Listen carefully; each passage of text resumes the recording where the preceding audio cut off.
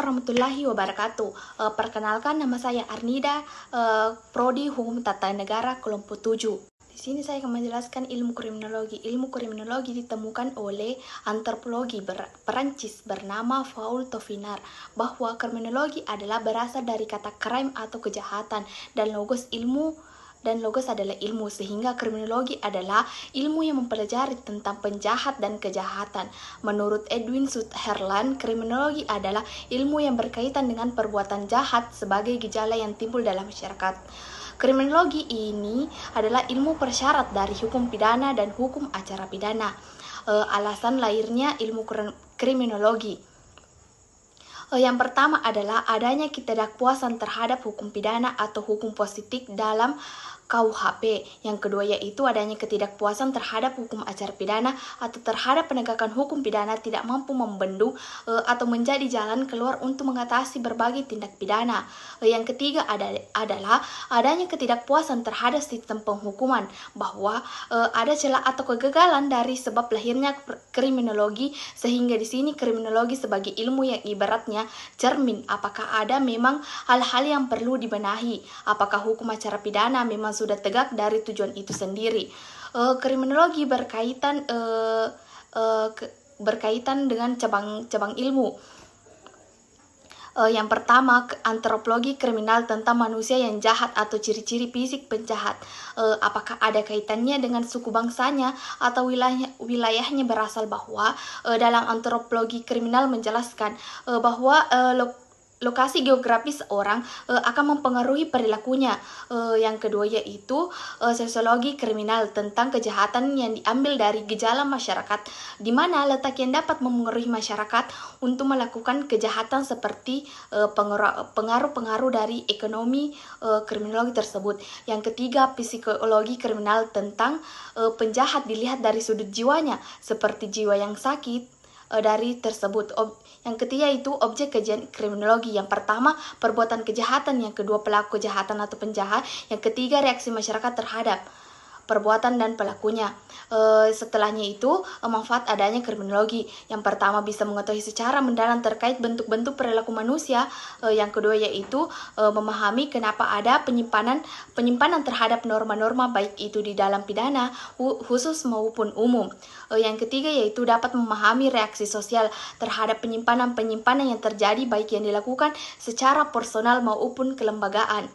Tingkat ketaatan hukum ada 3 menurut Profesor Ali. Yang pertama, identification, merupakan ketaatan karena takut hubungan baiknya rusak karena perilaku pelanggaran yang dia lakukan, atau merasa takut adanya penilaian negatif terhadapnya.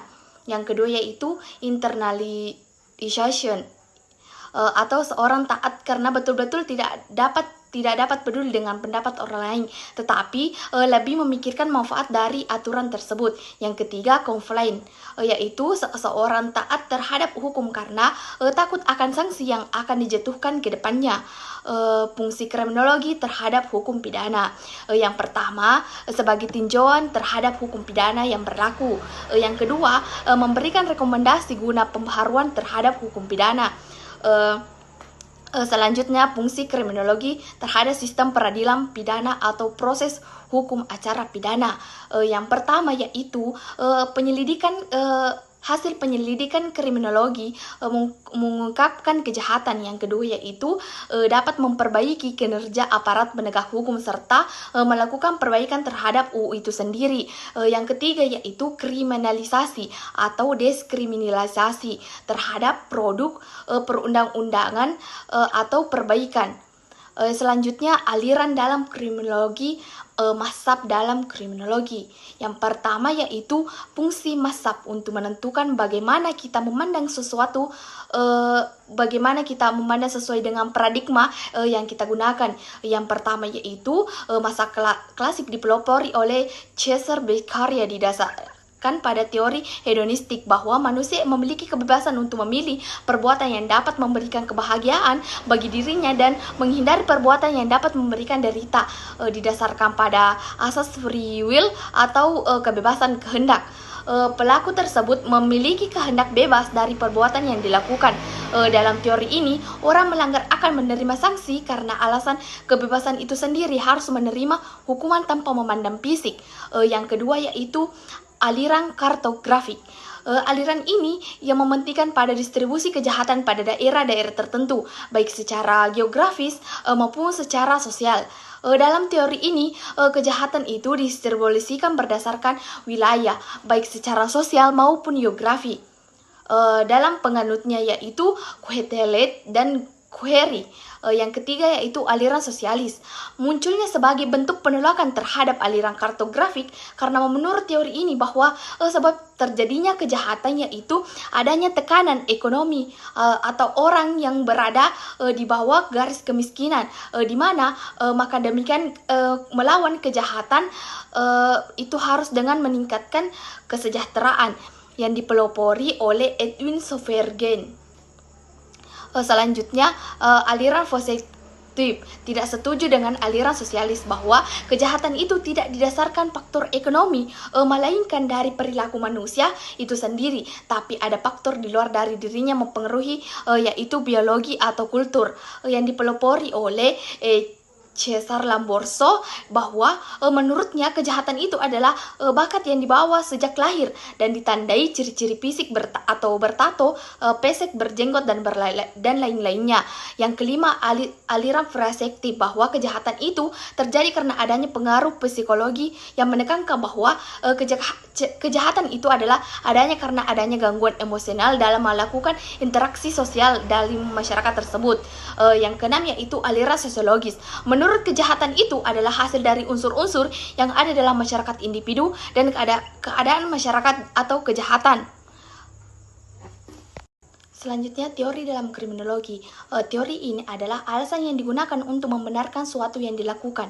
Yang pertama yaitu teori differential association yang dipelopori oleh Edwin Sutherland, di mana perilaku kriminal itu adalah perilaku yang dipelajari dalam lingkungan sosial, bahwa kejahatan itu tidak diperoleh dari keturunan atau diwariskan, tapi dipelajari melalui interaksi yang inisiatif.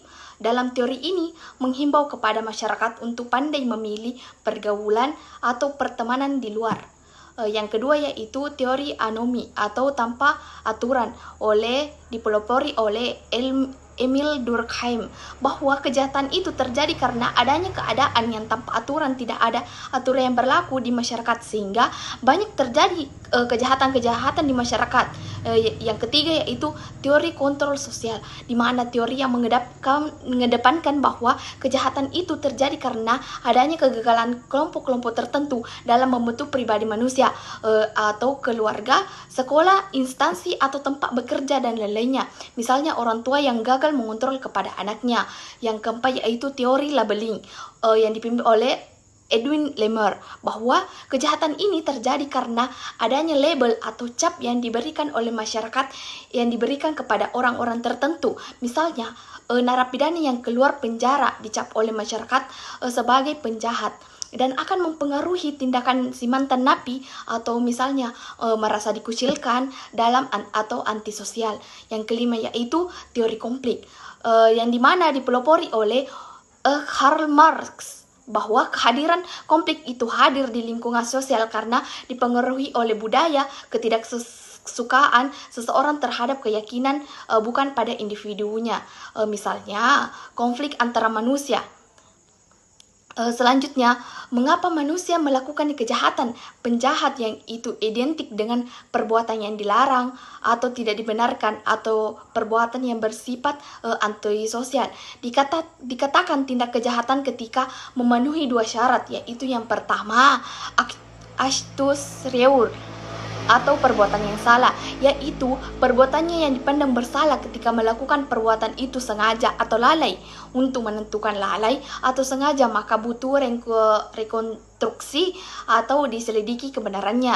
Yang kedua yaitu mens rea, dipandang harus bisa bertanggung jawab ketika yang melakukan gangguan mental tidak bisa dikatakan atau tindak kejahatan tersebut. Demikianlah saya menjelaskan materi tentang kriminologi.